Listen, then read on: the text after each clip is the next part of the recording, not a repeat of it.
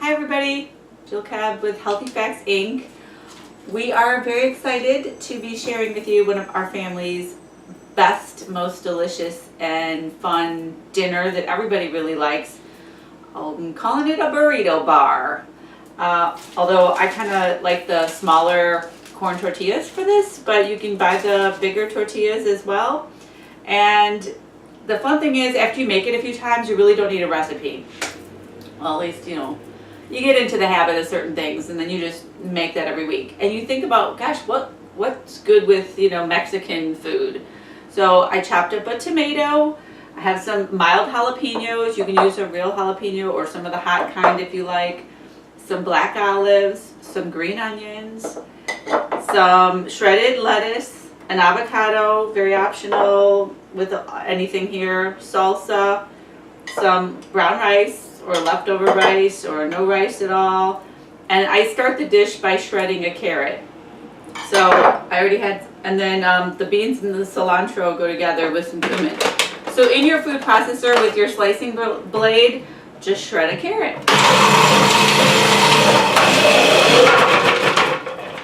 Okay, this sort of serves as your crunchy kind of orange, and I think cheese-like. I know it's kind of funny because it's so not cheese, but when you actually put something really pretty like this, that's this color out and it's shredded like this, I think people, I know I've said this before, but you're just psychologically kind of like, my kids don't miss the cheese. That's kind of like they're just like, oh, look at all the pretty colors and there's the cheese. Okay, and then I usually use 2 cans of pinto beans, but I made some pinto beans in my Instant Pot, so I'm using those, and then just as much cilantro as you like. I'm a big fan of cilantro, so using a lot, which this wasn't a whole bunch, but using a lot. So my pinto bean mixture usually looks kind of green. That's how much I like cilantro. Just use a little less, but probably the key ingredient in the pinto beans is the cumin. Oh, everybody loves this. Cumin, oh my gosh, you gotta smell it, just smell it. So I will probably use a good tablespoon or more, just again, not really measuring, but it's all good. You can add a little bit of salt if you like. Let this go on your S blade.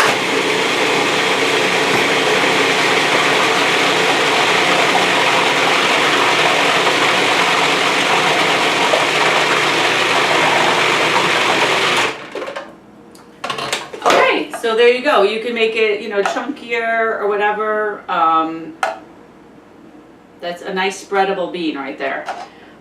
You got all that yummy cilantro. I just love cilantro, but you don't have to make yours green if you don't want to. And so then there's your bar, a little hot sauce if you like. And I had, in the everyday cheesy sauce, in the miscellaneous, I'm going to have to move this too because it should be in the cheese section as well. But this everyday cheesy sauce, which is just made from potatoes, carrots, lemon, and some, nutritional yeast and garlic and stuff. Yum. So that's really another nice addition that I just love having this around, and this is also great for this dish.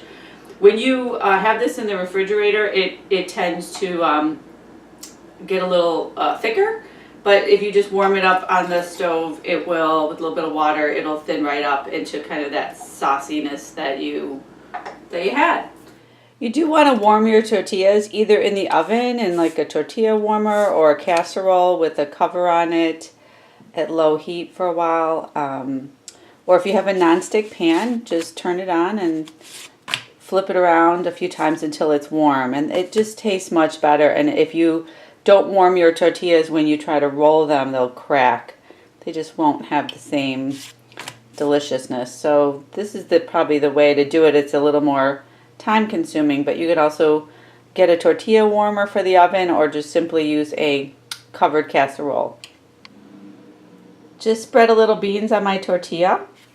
Then you can just add some other items here as you like.